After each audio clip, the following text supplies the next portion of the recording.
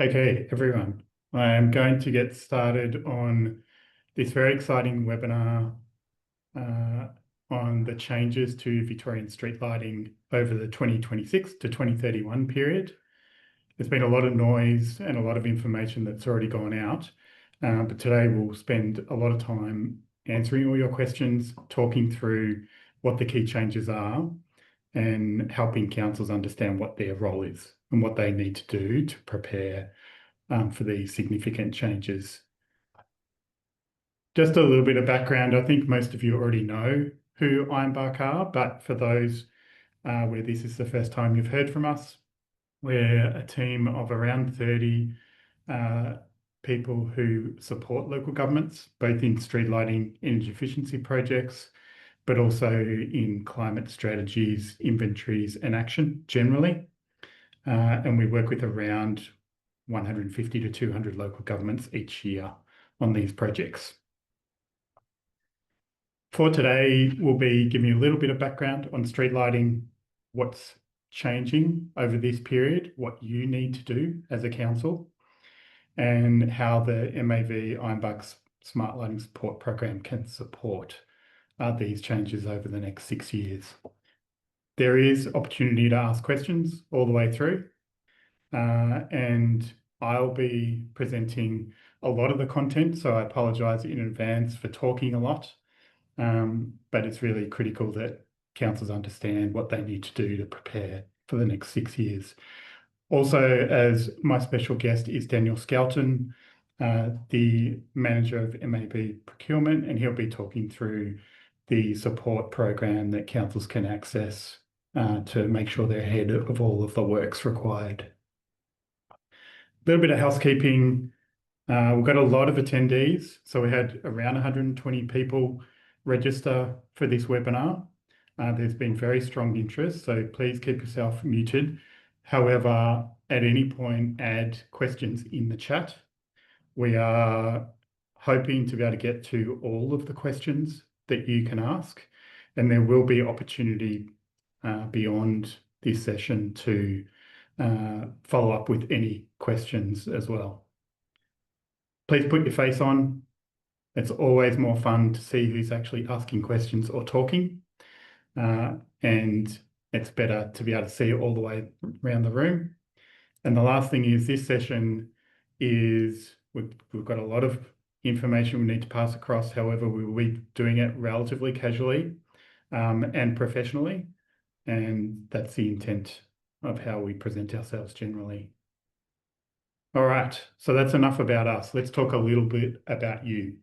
As part of the sign up to this session, as mentioned, we had 120 local government street lighting and sustainability placemaking professionals sign up to this webinar, and you told us what you thought local government's role in smart street lighting was. So what did you say? You basically said it's everything. So lighting, design and safety are two really critical elements that local governments are responsible for, as well as managing biodiversity, resident complaints and compliance generally. You indicated that monitoring faults and compliance and real-time control, although local government role were of a lower, there was less of you saying that. However, all of these elements here, more than 2/3 of respondents said local governments have a direct role in managing or deciding on policies around these. So we will be talking about each of these today as part of your role in the changes and the programs coming forward. The other thing you told us is, what do you want to know about the changes? And we've tried to incorporate as much of this into this webinar. However, we're also trying to balance information with complexity. So we're trying not to go too complex today. All right. The most important thing that resonated from what you said was that you wanted a simple summary of what it is that councils need to do. You also wanted to be really clear on what were the roles and responsibilities. So from the networks and from council, what it is that councils are required to do, How can we prepare? How can we influence and control what is going to happen over the next 6 years? So this is going to be the bulk of what we talk about today, is roles and responsibilities, what it is that councils need to do that preparation work. There's always also queries about the systems and tools. So what are the software? What are the smart lighting systems? How does it work? I will touch on that briefly today. However, I'm not planning to go into a lot of technical detail, but we can have long conversations about that offline. 1 hour sounds like a lot, but when you get really excited about street lighting, as we do, you can get lost in some of the excitement of technology. And then finally, the last thing that councils wanted was to understand the costs and the savings. What are the budgetary implications? What's the potential to access additional funding, etc. So we will be touching on each of these things today, some more heavily than others. Just to let you know, beyond this webinar, we are currently recording, and we will be providing that recording to you post this session to anyone who's registered. And so you'll be able to pass that on to other people within your organisation if you need. Myself and Daniel are both available, as well as anyone else within the Ironbark team, to have a chat post this session. And we have also put together a request form. This form is for any councils who want to understand how we can support them better in these changes. I'll talk a fair bit more about that today, but after this, there will be things that you can do and ways to follow this up. So you don't need to remember it all. We also will be sharing the slides. All right, so why are we saying that this is the largest change to street lighting in 15 years? So I just want to throw us back a little bit to 2013 and what happened then. There were some very significant changes that happened in 2013 that set us up for the next 10 years. They were not, I know a lot of you are thinking about the Hunger Games and catching fire. That was not the most relevant thing for street lighting in 2013. However, it was very exciting for my teenage daughter. This is also fire related and probably quite familiar. It's not about climate change. This is about a new pope. That's what happened in 2013 as well. Also not relevant to street lighting.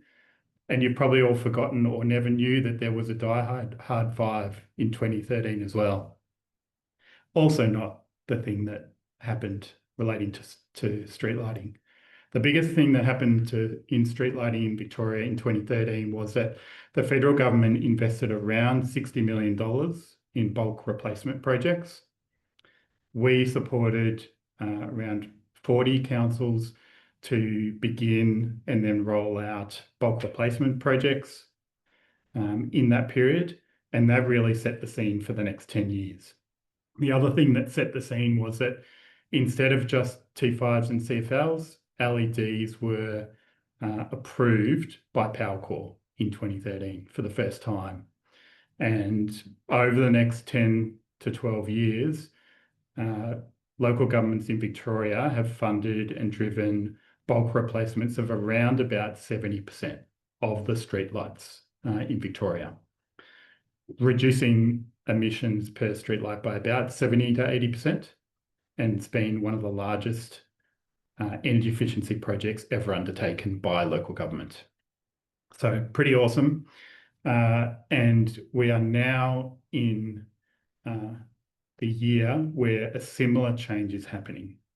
So in 2025, the 5 networks in Victoria proposed to the Australian Energy Regulator to replace the vast majority of the remaining streetlights, and that it would largely be the networks who fund that replacement. So the 30% or so that are left of streetlights are being proposed to be replaced, and then councils have already provided feedback into this, basically to support this change and also expand on the proposals. I'll talk a little bit about exactly what's in it, what are the changes, what do they look like. But one thing to note is that These changes are regulated by the Australian Energy Regulator, and there is a process and a timeline that we're working towards. That timeline I've just copied here on the right. It's a little bit small, but the key thing to note is that in May 2025, local governments responded through the Victorian Greenhouse Alliances. This was the only response from anyone about the public lighting part of the submission. The network proposals are part of a much wider energy distribution price review, which happens every 5 years, that the regulator approves or reviews and changes, and it sets the scene for what the networks do over the next 5-year period. So the Victorian Greenhouse Alliances, as mentioned, submitted a response. One thing to note is that most of the responses within that response were supportive of what the DNSPs were proposing to do, both in terms of smart lighting, but also in terms of that energy efficiency change. Ironbark has been supporting councils to interrogate what the AER does with these public lighting price reviews for around 20 years. So I've personally reviewed probably around 15 to 20 exciting Excels and long documents from networks. And in my experience, when customers and networks agree on something, the AER also agrees. So it's expected that what both the networks and the councils have said will go through. But let's talk through that in a little bit further. So based on that, what do we expect will happen? So firstly, around 25% of all street lights will be replaced to LEDs. This is over 150,000 lights. In addition, a smart lighting system in Powercore, United Energy and City Power is already in process. And over the coming period, that will expand so that councils will be able to utilise the benefits of it. In Germany, the smart lighting system has been proposed in the next regulatory period, and councils have supported that, the establishment of that. So these are the things that will happen or are currently in progress. In planning, and I say in planning because these are things that the councils have already said that they support, and the networks are happy to see that support and are looking at how they build these into the next iteration of their proposals to the AER. So that includes replacing the remaining 40 to 50,000 lights. There's only a small number left, mostly in major roads, such that by the end of the period, there will be no non-LED streetlights left in the state. It also includes a smart lighting system in AusNet to match those in the other distribution regions, and importantly, adding smart nodes to all major road lights, which is around about 150,000 lights. So those things in planning are expected to go through, and over the next 2 to 3 months, it's the process of working out how does that feed into the pricing, how does that feed into the plans to deliver. What won't happen? So the following things will only happen with council input into projects. The right light will not necessarily be in the right location. It is expected that the networks will replace street lights with like for like. So where there's currently a 150 watt equivalent street light, it'll be replaced with an equivalent LED. In all projects that we've been involved in, councils, when they get to have input into right light in right location, consider things like road safety, consider things like compliance and biodiversity. I'll talk a fair bit more about this design element here, but without input from councils, the program is expected to deliver a like-for-like replacement, not a process which would improve the lighting. Smart lighting design will not be included in that in this program, although the installations will include smart lighting. So the infrastructure, there won't be the design so that you can leverage and get the benefit of that. That drives around about another $140 million of energy savings. Biodiversity and human health will not be something that's integrated as standard within the projects, and that is a role for council to consider how they integrate that. And of course, addressing lighting in open space, car parks, sports grounds, all the other facilities outdoor that councils are responsible for is not currently within this program. So the majority of what I'm going to talk about today is really about how do we make sure that those elements that councils are responsible for are integrated within the project.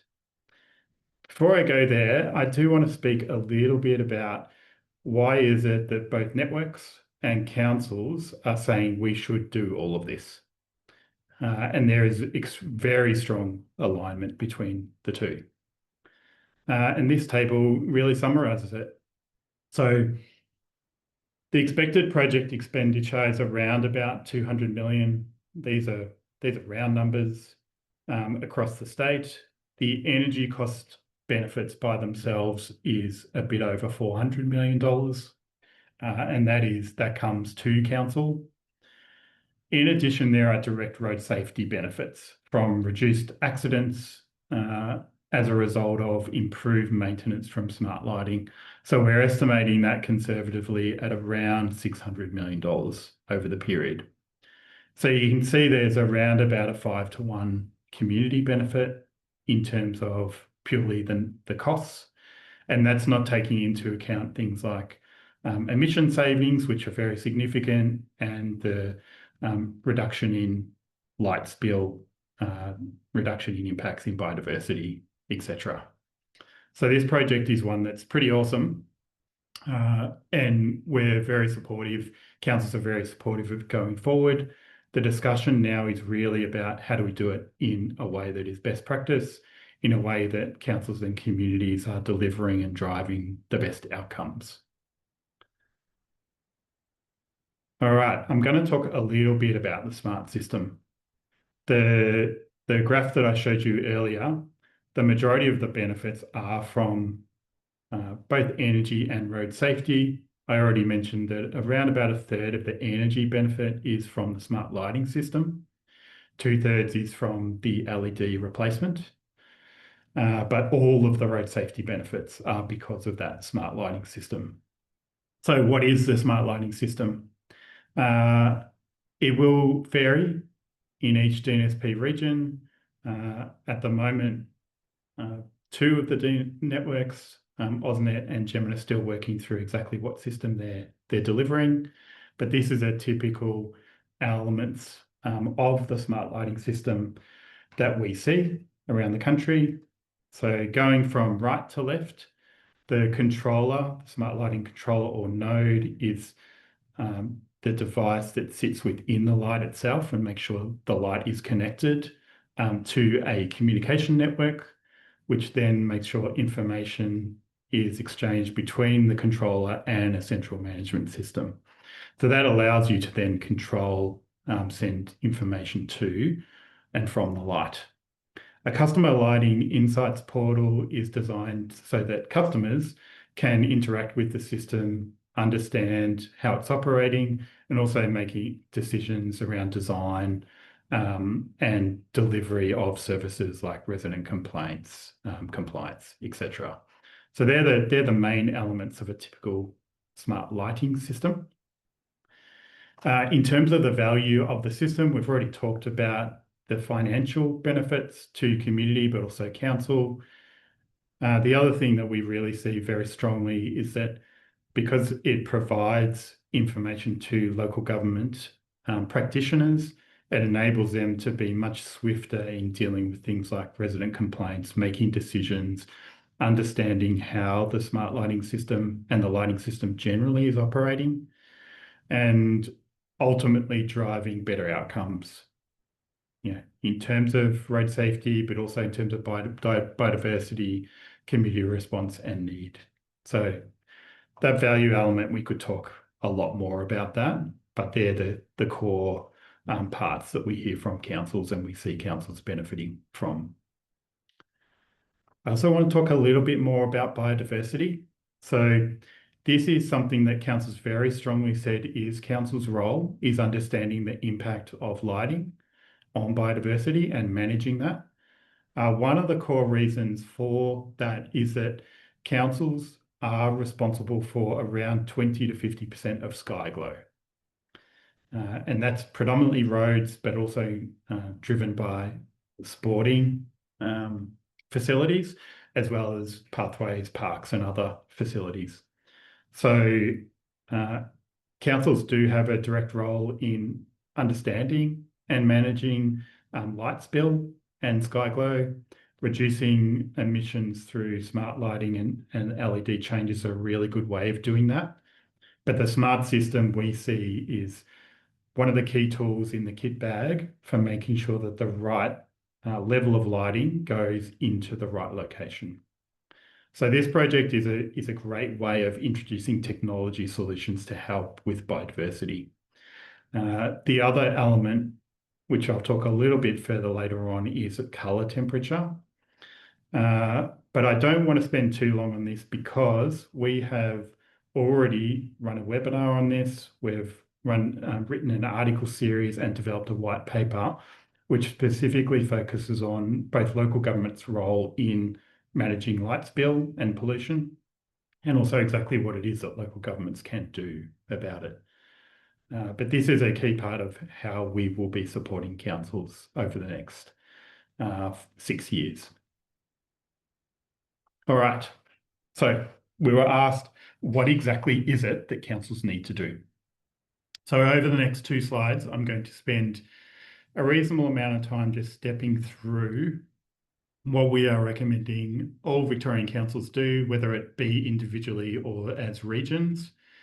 In the program of works that I talked about in 2013, a lot of the regional and rural areas did combined projects across regional centres combined with rural councils, and we would be encouraging that to happen within the next 6 years as well.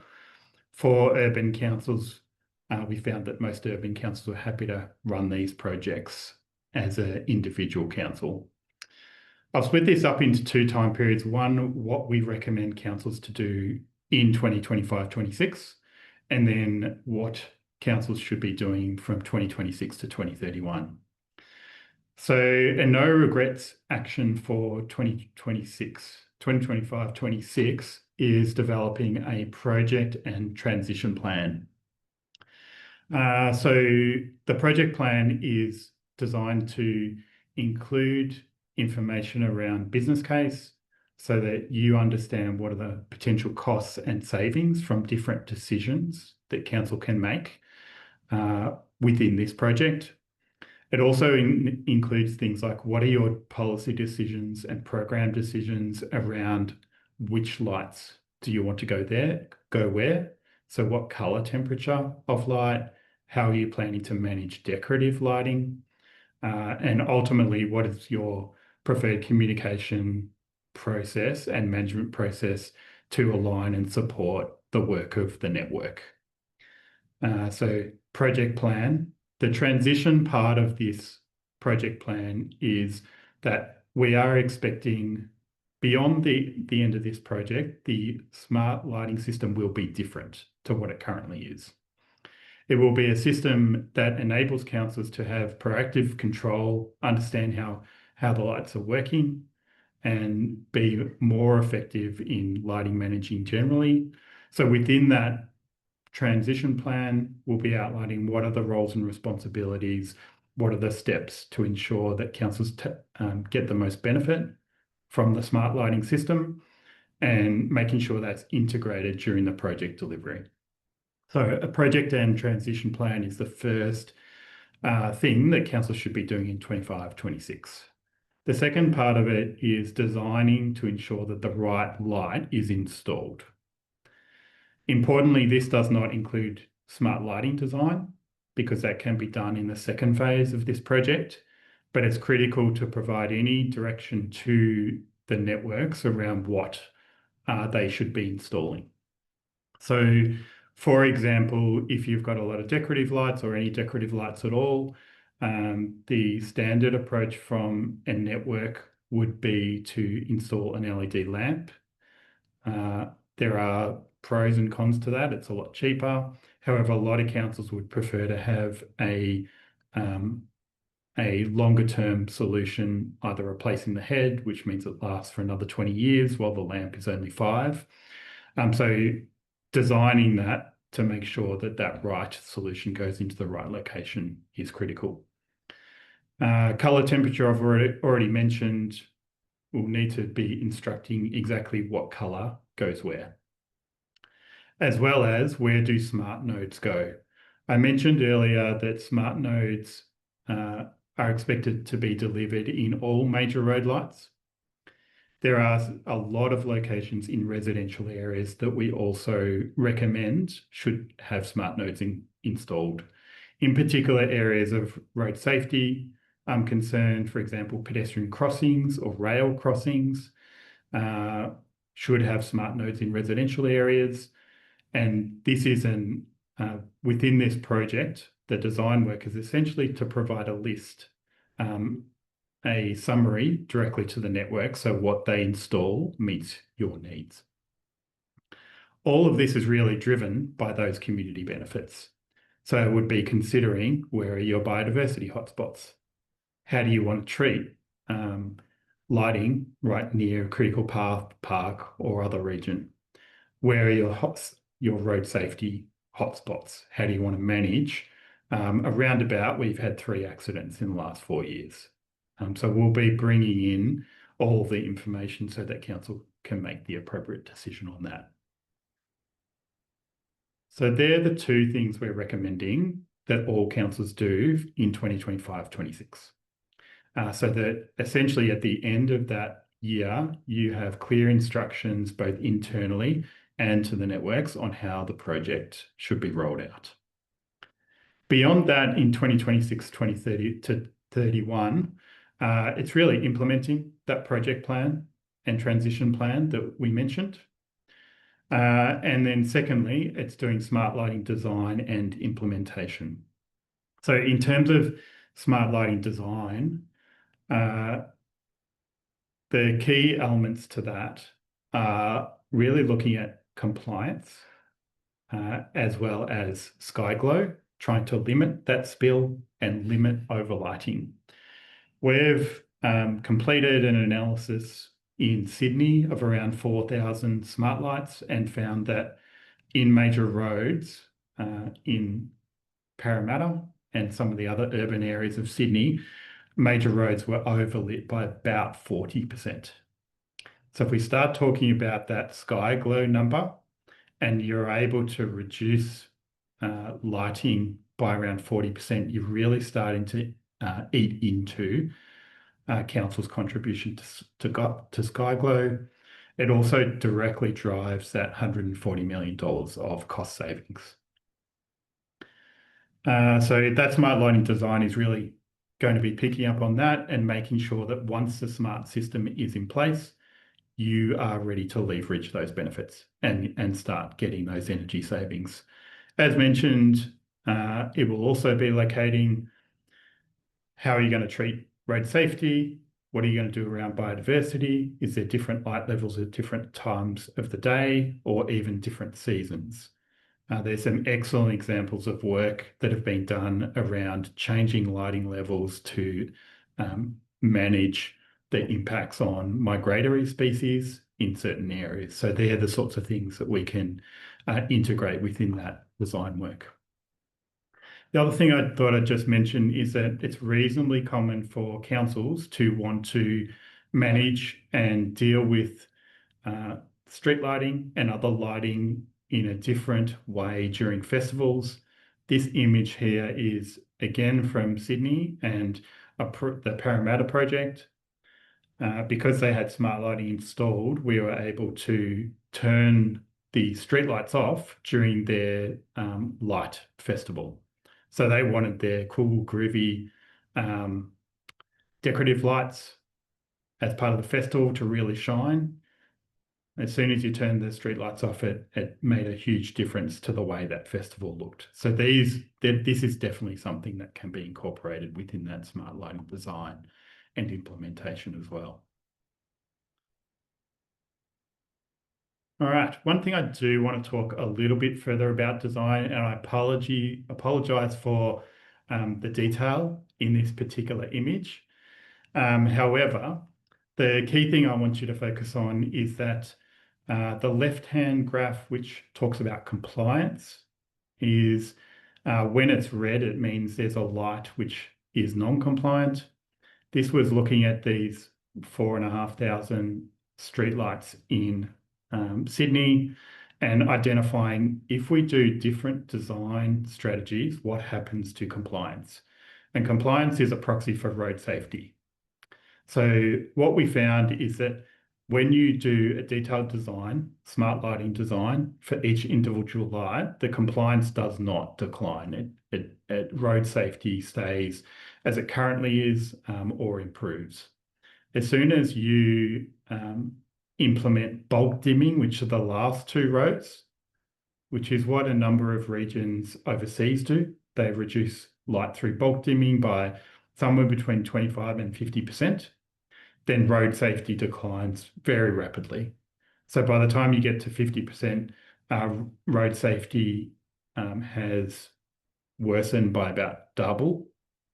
So the key message here is when doing smart design, do light by light smart design. Do not do bulk dimming.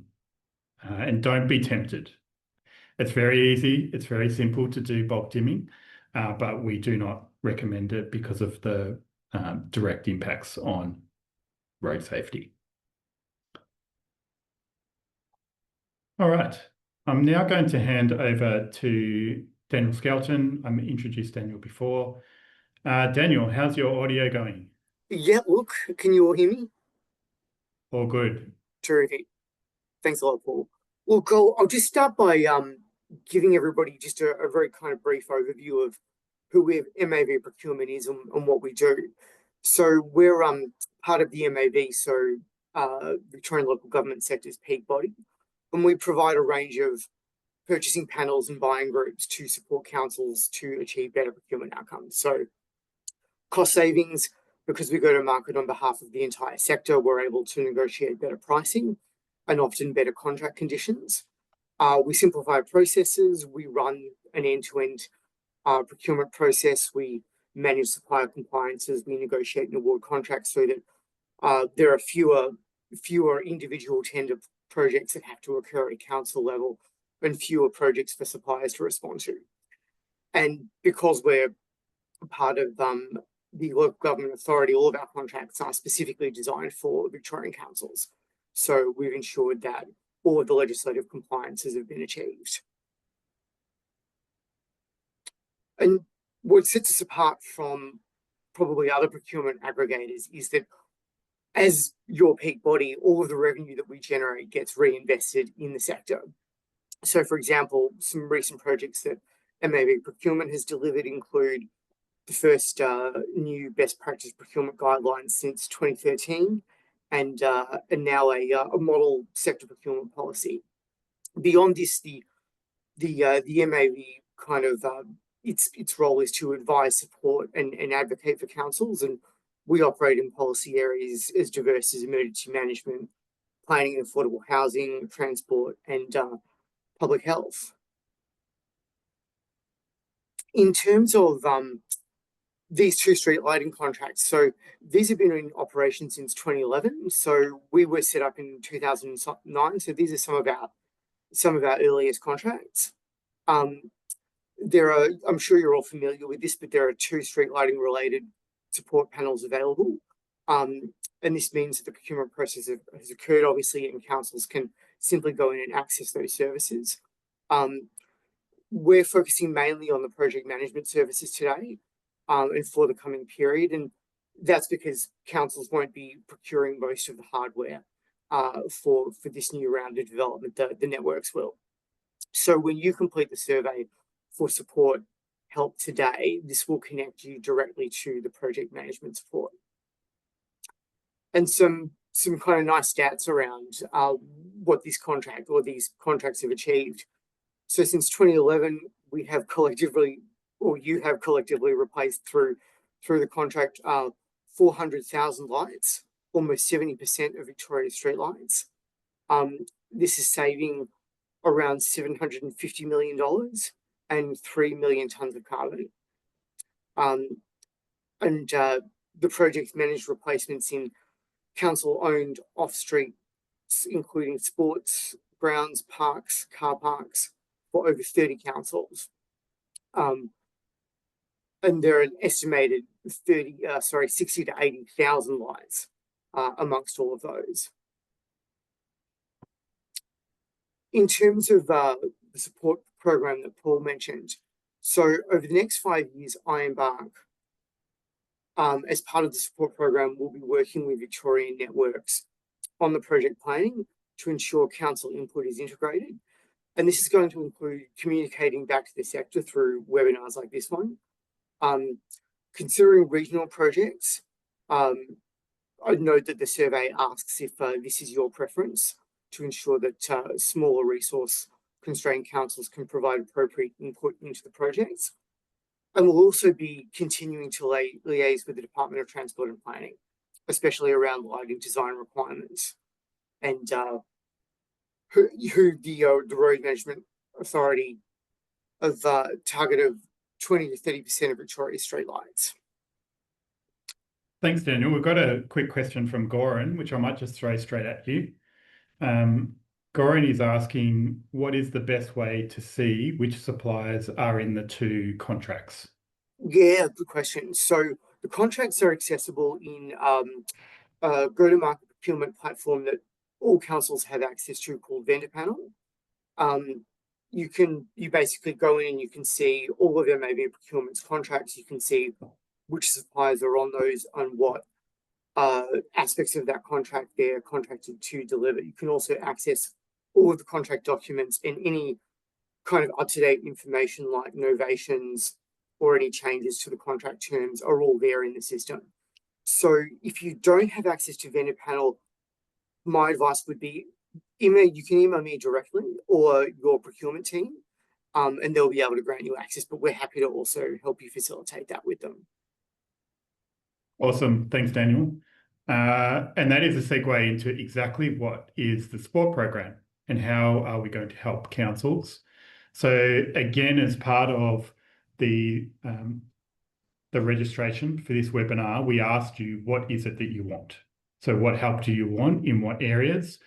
And there was very consistent support for almost all elements. So engaging with networks, which Daniel just mentioned 2 minutes ago, managing input into projects, supporting the transition and also the ongoing management of smart lighting, and then managing impacts on biodiversity.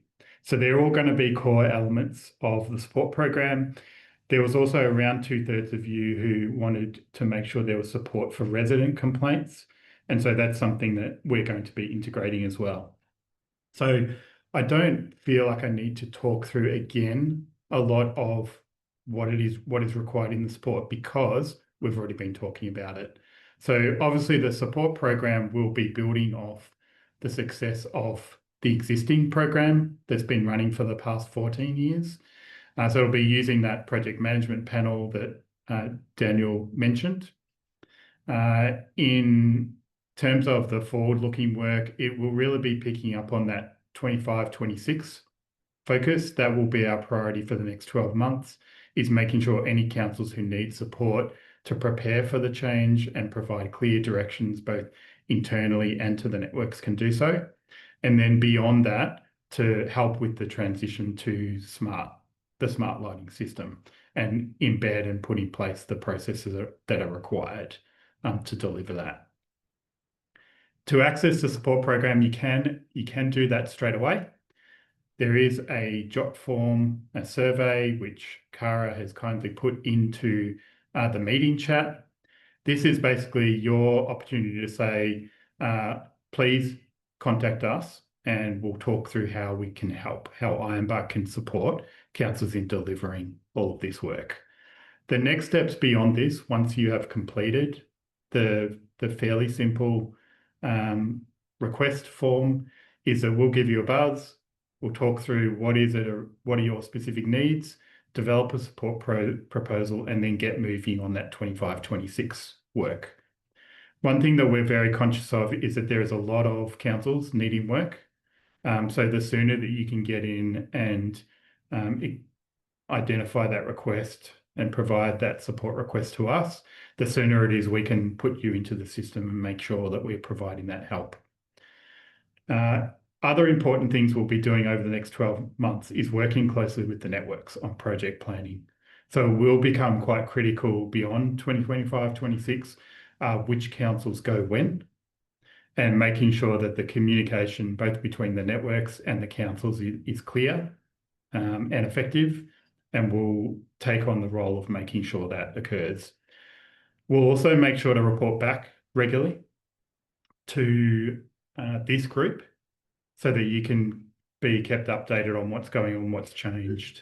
We'll be keeping a close eye on what happens with the AR and the approvals processes, and happy to bring all of that information back to you over the next 3 to 6 months. We're going to be moving into Q&A now.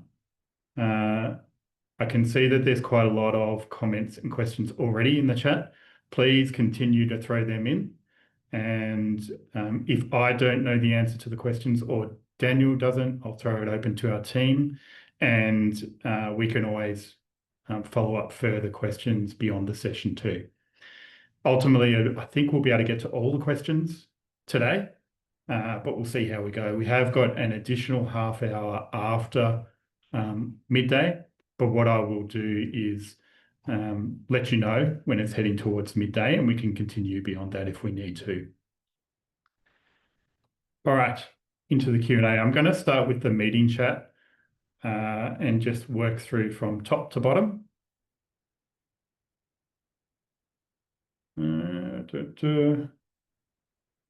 Goran's telling us that smart lighting helps general public safety as well as road safety. Thanks for that, Goran. Faye 2050, excellent catch name. When will DTP have funding for smart LED Cat V on cost share lights? This is a great question. DTP, as Daniel mentioned, is the road management authority for all main roads, which is around about 20% of streetlights in Victoria. So, and in the past, when council have wanted to deliver major road cost share projects, council have had to fund the projects, and then DTP have been refunding or supposed to refund that money to councils. One of the positive things about this program of works is that it's not the councils who are funding the project. It will be the networks who are funding the replacement of the lights and the installation of the smart lighting, which is the vast majority of the capital cost for cost share lights. And then those networks will be charging the customers based on the 60-40 split, where councils pay 40%, DTP pays 60% of the ongoing costs. So that issue largely goes away with the proposed changes. So councils will have LEDs and smart lighting on major roads under the current plans, and they'll be funded not by council. Got a question that I think it's a comment from Kelly, just providing information on how to access the vendor panel. Thank you, Kelly. We've got a question from Bronwyn around what is the process for decorative lights and council costs? So that's going to be one of our key questions to the networks in their project planning, where we'll be sitting down with the networks and asking them how are they planning to deal with decorative lights. At this point in time, our understanding is that if councils do nothing, the networks will be putting LED lamps in place. And so that would have to be a proactive decision from councils to do something different. But we'll keep close to them and make sure that's integrated in that localized project planning. Keith or anyone else from Ironbark, is there anyone who wants to add anything to that commentary on decorative lighting?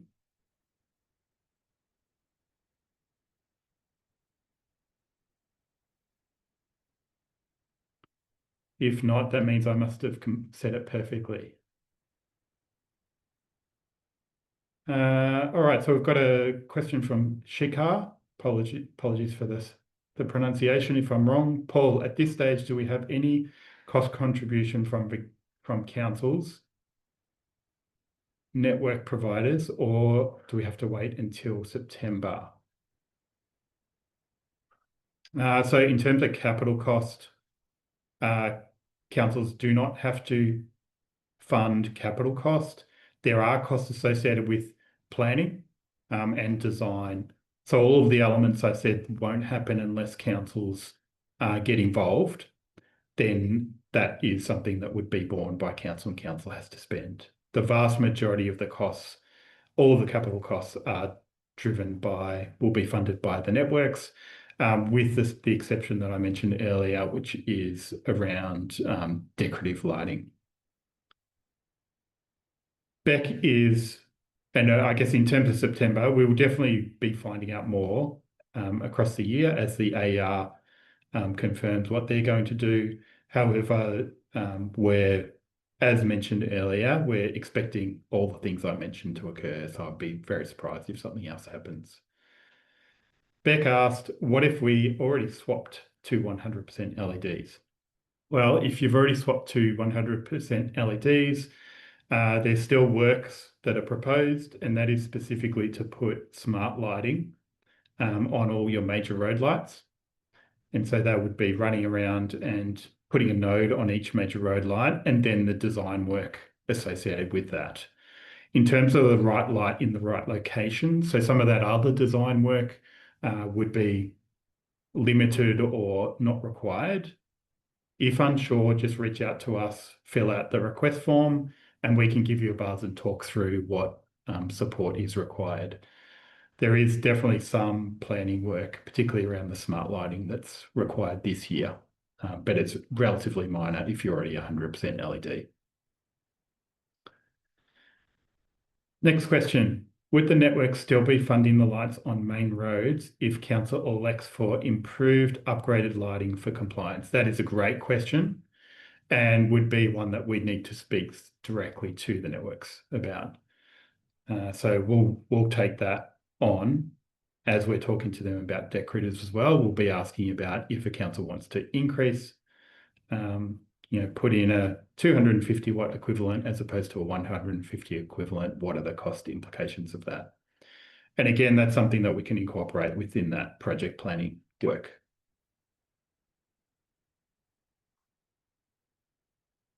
Faye is asking, are you suggesting councils don't fund forecast projects? What we're suggesting is that councils should let the DNSPs. Well, let me get a little bit more complicated here. I knew someone would ask some of the tricky questions. So in the project plan, I mentioned that we will be doing some business case analysis on the choices that council have. So one of the choices councils will have, and depending on which network region you're in, is that councils will have the choice to fund projects. What the advocacy in Gemina, if a council funds a bulk replacement, you go on a lower tariff. So your operating costs from a maintenance perspective are lower. And so then it's a question of business case. So it's a question of, does it make financial sense for councils to do that? In the advocacy that the councils put forward to the AER, they said, can all the other networks replicate that model? So, for example, Beck, who mentioned that East Gippsland has already funded all of their replacement lights so that they can go on that lower tariff automatically. So that is something that we've advocated to the AER. There has been some initial discussions with networks, but that's a discussion of further discussion to be had over the next 2 to 3 months. And we'll see in September where that lands. So during that project planning work, part of the business case in the project and transition plan will include looking at the option of should council fund or just let the network fund. And it will come down to pricing and business case and whether council have got capital. So again, all of that is something that we recommend that we step through with you in consultation with the network over the next 3 to 6 months.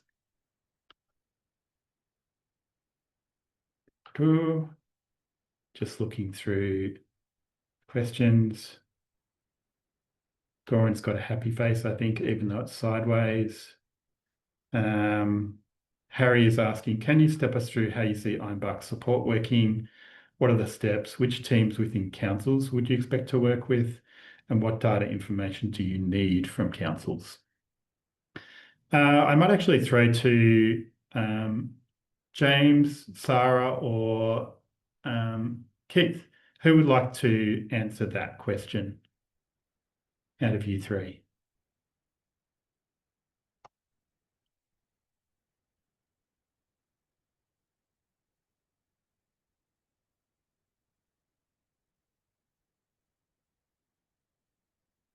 Keith?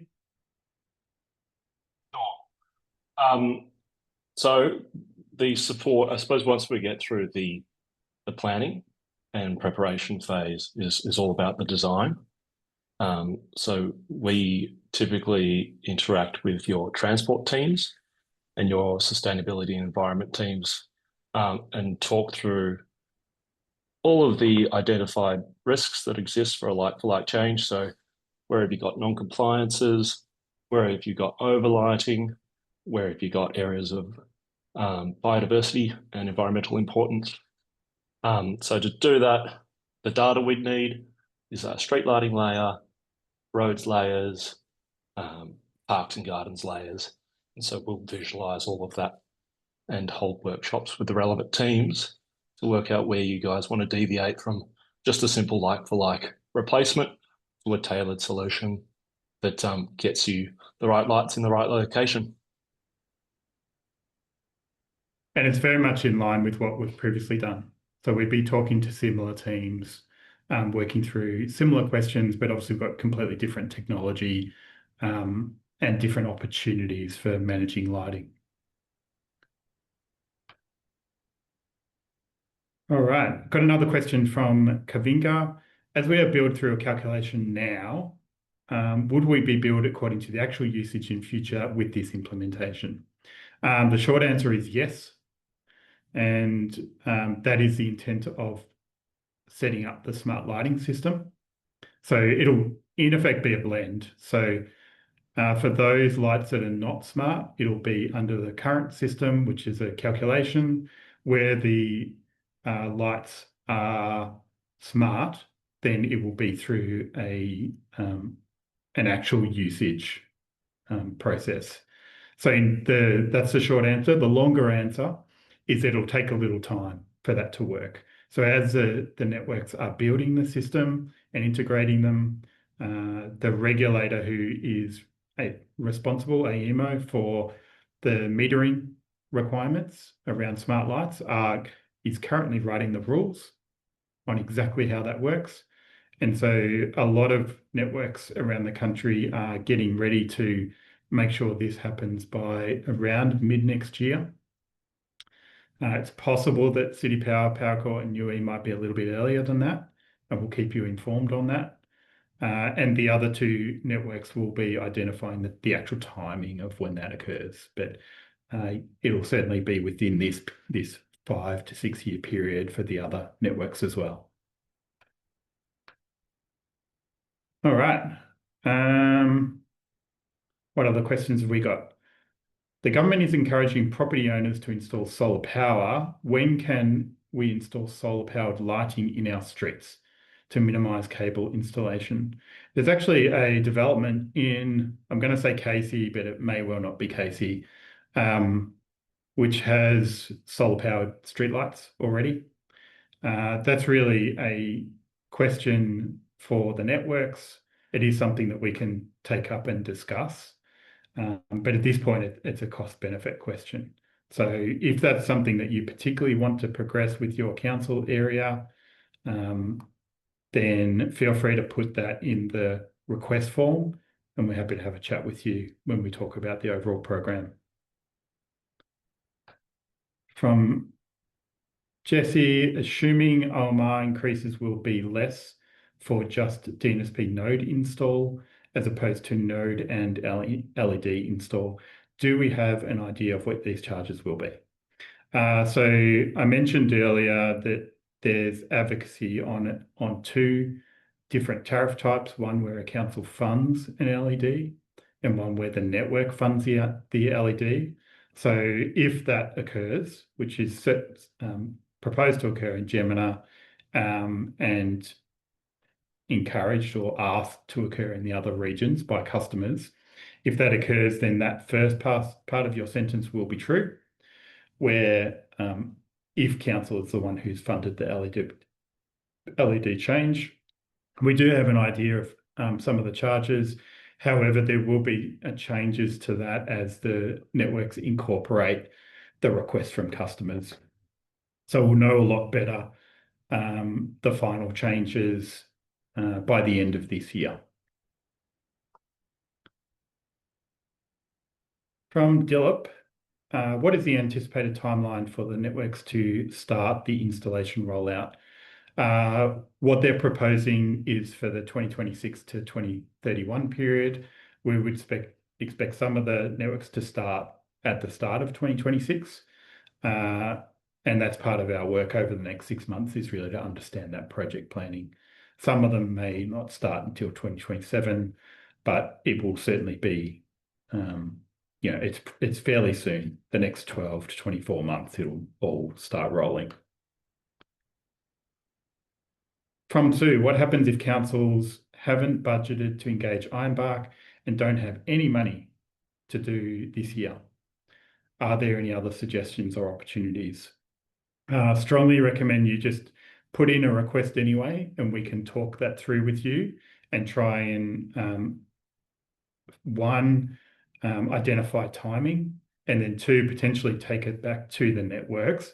And the key thing that we want to avoid is networks replacing lights in your region without you having input into it. So it may be something that we can actually negotiate with the network's timing and scheduling, so those councils that are ready get there in the first year.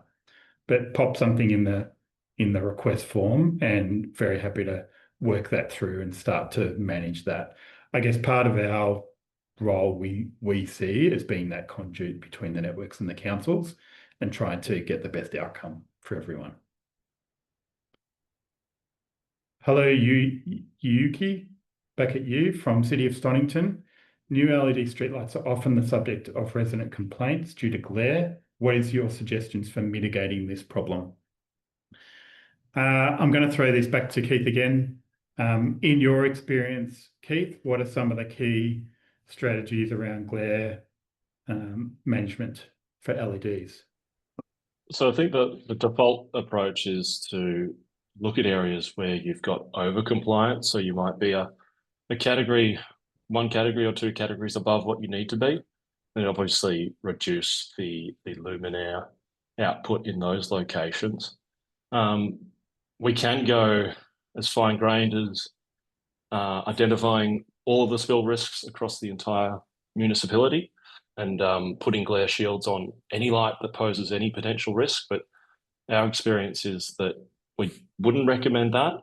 We recommend a reactive approach because you're probably at your absolute max going to get 10 complaints per 1,000 lights, but it's more often a couple of complaints per 1,000 lights, and maybe half of them are warranted based on spill assessments in the field. So you react after rather than before, in my opinion. Thanks, Keith. So make sure you get the design right and then have a process for dealing with it as it comes up. And thanks, Paul, for suggesting that you're happy to talk to Yuki as well about your experience at Stonington. Just noting it's at midday right now. We will keep going with the questions, but anyone who needs to run to another meeting, letting you know. From Michelle at Hume. Hi, Paul. Am I right in thinking it's likely that design recommendations that are different to like for like will require capital investment from councils? Networks will have budgeted for the standard upgrade. That is something that we will discuss with the networks, but and I think what we'll end up doing is having a rules book. So it will probably depend on the project, but that's my expectation, what you've said there too. And I'll just jump in, Paul. My current understanding is that where an existing luminaire exists and you want to put a higher output or lower output light in, the DNSPs will accommodate that within their funding model. But if you want to do infill lighting on a pole that doesn't currently have a light, then that would need to be funded by council as a project add-on. Excellent. Thanks, Keith. That's very helpful. Okay, so from Goran, when smart lighting system reports a fault on a street light, what are the SLAs for the network to replace the light or fix the error? I anticipate that these will trickle down to communities as expectations over time. There are already requirements within the Victorian Public Lighting Code around response time and dealing with faults. So my expectation is that they're the key metrics that will be relevant here. Yeah, so there's some already in place. One thing to note is that the Public Lighting Code is way out of date, and the Greenhouse Alliances have requested that be updated. For example, it still includes a 4-year lamp replacement cycle as a requirement for all networks, even though by the end of this period there won't be any lamps to replace, except perhaps the LEDs, who will where probably a 5-year replacement cycle makes more sense.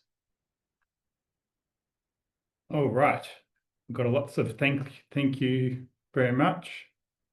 Worth councils being aware that if they find budget for design, this will lead to a need for budget for that upgrade contribution. That is correct, Michelle. So if there's that increase in adding additional lights or replacing decorative heads, there will be some budget elements.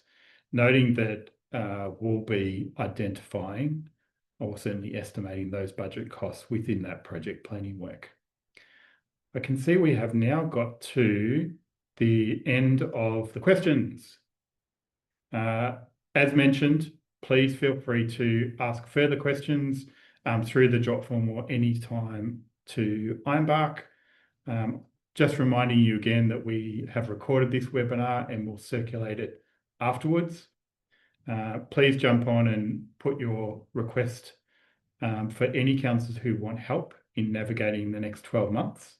We are ready and eager to help. And as always, reach out to myself or Daniel to chat about any of these.